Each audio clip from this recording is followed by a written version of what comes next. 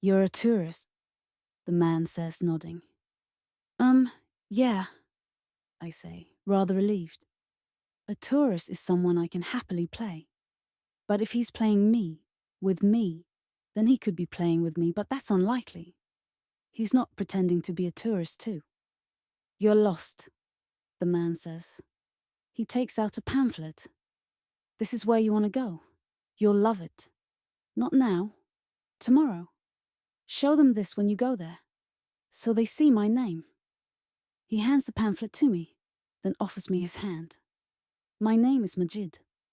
I hand the pamphlet to myself, so that my right-winning open fingers are free. I'm Matthew, I say, shaking his hand.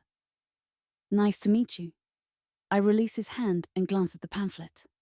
X-Line, Dubai, Marina. You're Australian?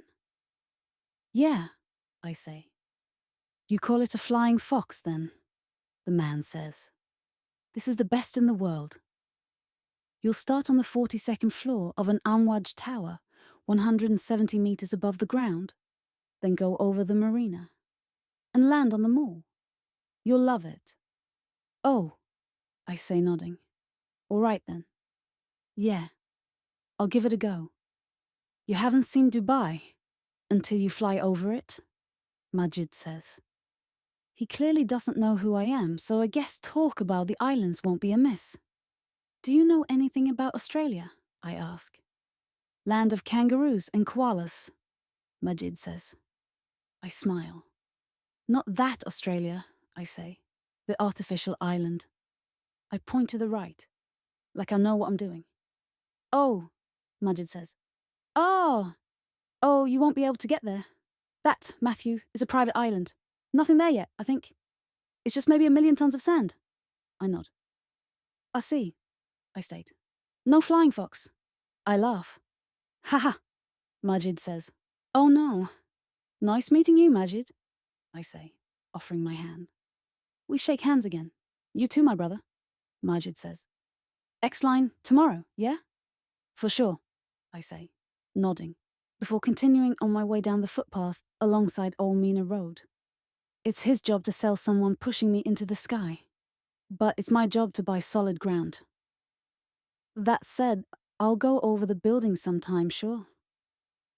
But the island my interests are over is still sand, and the idea of traveling there doesn't really interest anyone, even spruikers.